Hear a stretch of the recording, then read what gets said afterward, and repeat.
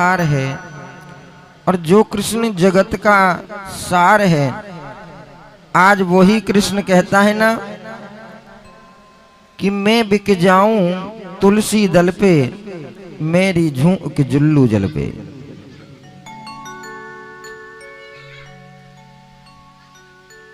और जीवन का यही सबसे बड़ा सत्य है।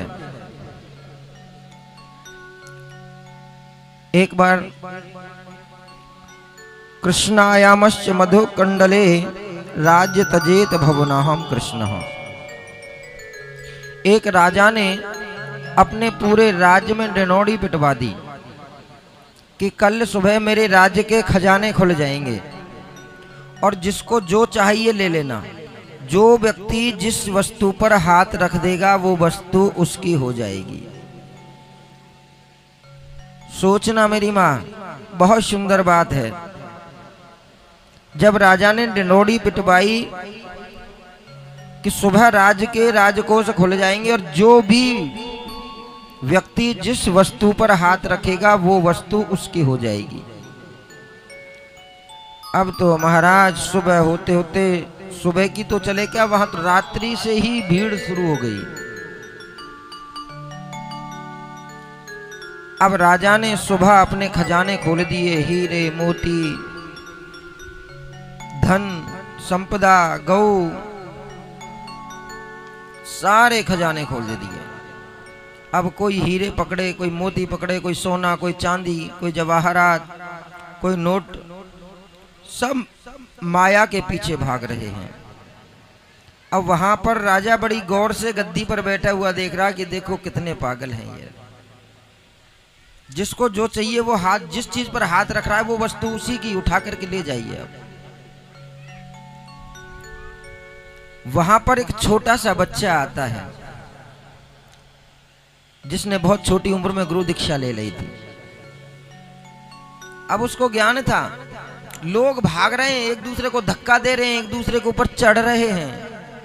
भागते भागते महाराज कोई पैर के नीचे आ रहा है, कोई घोड़ों की टाप के नीचे आ रहा है, एक दूसरे के ऊपर चढ़ रहे हैं, धक्का मार रहे हैं, वह सांसारिक वस्तुओं को छीन रहे हैं एक दूसरे से। लेकिन वो छोटा सा बच्चा भागा नहीं, बड़े धीमे धीमे आराम से गया और जाकर के उसने राजा का हाथ पकड़ लिया।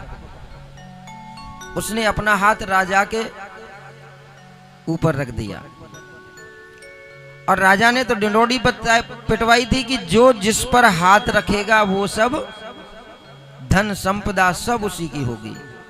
तो यानी कि कहने का तात्पर्य यही है, जब उस छोटे से बच्चे ने राजा के सर पर हाथ रखा तो जितनी भी धन और संपदा थी वो सब की सब उस छोटे बच्चे की हो गई।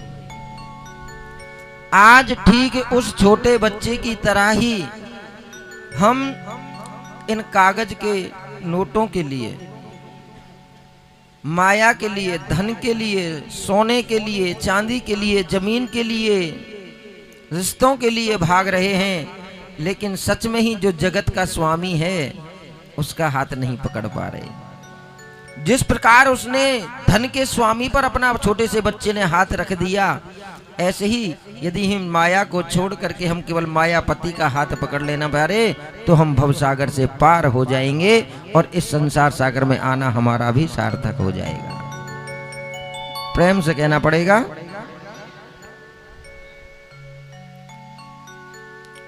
और यही जीवन का साथ है, इसीलिए बार बार कहते हैं कि माया तज भाधव भजो। माया के पीछे मत भागो, माधव के पीछे भागो। माया तज माधव भजो और तजो जगत की आस। मेरा बेटा मेरी सेवा करेगा, मेरा परिवार मेरा बहुत सम्मान करेगा, जो स्वामी का हो गया। यदि तुमने भगवान का हाथ पकड़ लिया सबको छोड़ करके, तो सब जग उसके पास। हम घर में कोई शादी करते हैं, विवाह करते हैं, कोई उत्सव मनाते हैं, जब रिश्तेदार आते हैं, मान लो तुमने सत्यनारायण की कथा की, तुमने कोई घर में पूजा पाठ किया, आजकल कीर्तन जगराता भागवत, घर में रिश्तेदार आए, तो जो पूजा कराने वाले हैं वो अपना पूरा समय अपने नातेदारों और रिश्तेदारों में लगा देते हैं, पूजा में तो मन लगता ही नहीं है। क्यों? क्योंकि उनके मन के अंदर कहीं ना कहीं ये चल रहा होता है कि भैया हमने इन पर ध्यान नहीं दिया तो फिर घर जा कर के अपने ये हमारी बुराई करेंगे, कहीं दीदी रूठ ना जाए, कहीं जीजाजी रूठ ना जाए, कहीं बुआ बुरा ना माने जाए। फूफा जी भी आए हैं महाराज, उनकी सेवा में तत्पर एकदम, लेकिन उधर भजन हो रहे हैं, आचार्य जी मंत्र उच्चारण कर रहे हैं, मंत्रों से पूजा करा रहे हैं, लेकिन हमें किसी का ख्याल नहीं। अरे पागलो, जगत का स्वामी तुम्हारे घर आ जाया है, मंत्र आधीनम च देवता, देवता मंत्रों के अधीन हैं, और जब मंत्रों का उच्चारण होता है तो भगवान वहाँ पर उपस्थित होते हैं, और जब भगवान को त्याग करके तुम अपने जगत पर ध्यान दोगे तो ये जगत तो मेरे प्यारे केवल और केवल सुख का साथी है, दुख का साथी कोई नहीं। जो आज तेरे से चिपक करके चलते हैं, एक दिन वही उठ करके जब यदि बुरा वक्त आएगा तो तेरा पीछा छोड़ करके चले जाएंगे। प्रेम से बोलना पड़ेगा। भाई एक सेठ जी महाराज भगवान का बहुत भजन करते हैं, गाड़ी बंगला फैक्ट्रियों के मालिक बने हुए हैं, और वो इतना भाव से पूजा करता है कि ठाकुर जी उसके अंग और संग रहते हैं। कोई दुख होता है तो उसके साथ में दुखी होते हैं, सेठ जी खुश होते हैं तो ठाकुर जी को बड़ी प्रसन्नता होती है। क्यों भाई? तुम जब कथा में आकर के बैठते हो तो कई जनों का तो ऐसा मुंह लटका हुआ बैठा रहता है, ऐसे बैठे रहते हैं जैसे कोई इनको जबरदस्ती तो बांध करके बैठा रखा है। सोचो यदि तुम्हारे घर में एक उद्दंड बालक है, थोड़ा चंचल है, और वो बच्चा जिस दिन घर में चुपचाप बैठ जाता है तो क्या लगता है आपको? अच्छा लगता है, बुरा लगता है? क्यों? क्योंकि सबसे ज्यादा खेल रहा है, सबसे ज्यादा हंस रहा है, सबको हंसा रहा है, और वो कभी चुपचाप तो घर में बैठता ही नहीं बिल्कुल। घर में भी कभी ये उठाएगा, ये रखेगा, कभी खेलने लगेगा, कभी बैठने लगेगा, कभी लोटेगा, कभी परेशान करेगा, कभी चुटकी मारेगा, कभी कुछ करेगा, लेकिन वही बच्चा एकदम शांत बैठे एकदम, तो घर वाले भी परेशान हो जाते हैं कि लगता है बच्चे की आज तबीयत ठीक नहीं है। जब एक माता पिता मिट्टी के पुतले होकर के हमको इतना बुरा लगता है, तो सोचो जगत के पिता के सामने आप बैठे हो, और जब आपका चेहरा यदि मेरे ठाकुर जी उदास देखेंगे तो मेरे ठाकुर जी को कैसा लगेगा? एक बार प्रेम से बोलना पड़ेगा। हर इंसान केवल और केवल सुख में ठाकुर जी का बड़ा धन्यवाद करता है, सुख में ही केवल ठाकुर जी को बहुत बहुत थैंक यू बोलता है। सुख में तो खैर बोलता ही नहीं है, जब ज्यादा सुख आ जाता है तो फिर माया में।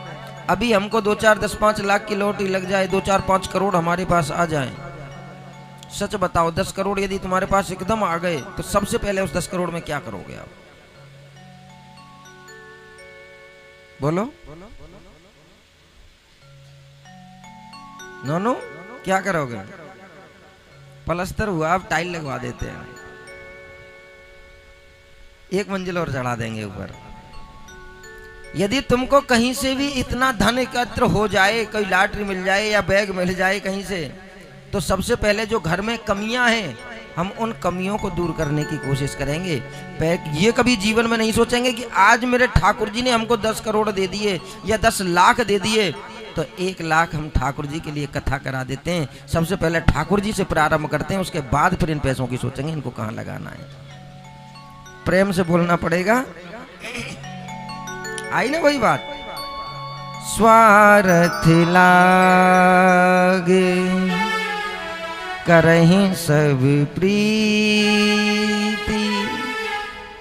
हर इंसान भगवान को स्वार्थ के लिए बजता है, तो भगवान कहता है कि भैया मैं केवल स्वार्थ से नहीं मिलता हूं, और यदि मुझको तुझे पाना है तो तुझे सबसे पहले मोह को त्यागना पड़ेगा।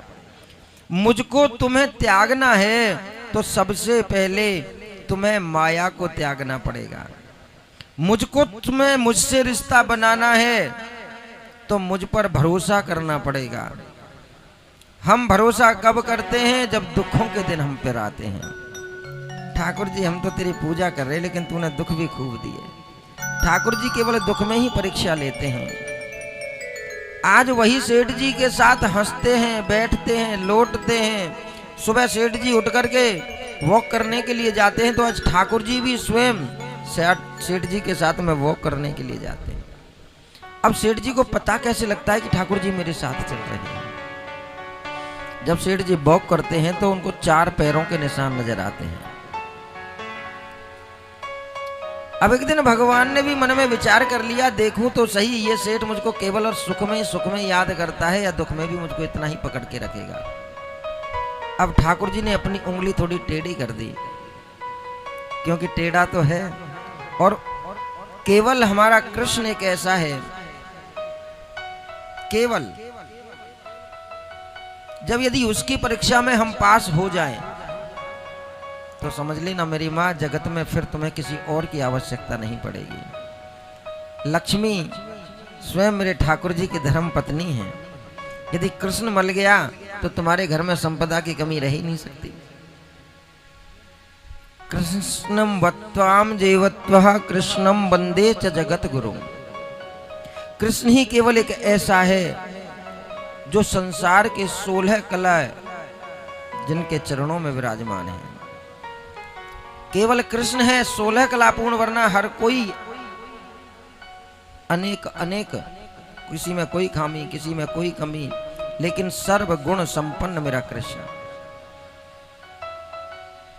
अब भगवान ने सोचा देखूं तो सही कहीं ये सुख सुख का साथी है या दुख में भी मेरा नाम इतना ही जपेगा जितना अब जप रहा है।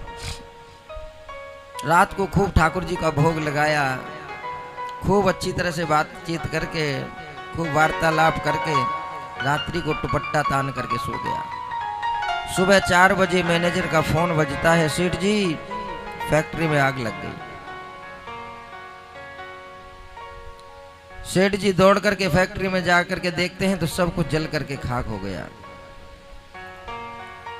इधर जैसे ही सेठ जी पहुंचे फैक्ट्री, घर में पीछे से सारा कुछ चोरी हो गया। अब जिनका लेनदार था, जिनसे पैसा ले रखा था महाराज, सब कर्जदार छाती पे आके खड़े हो गए।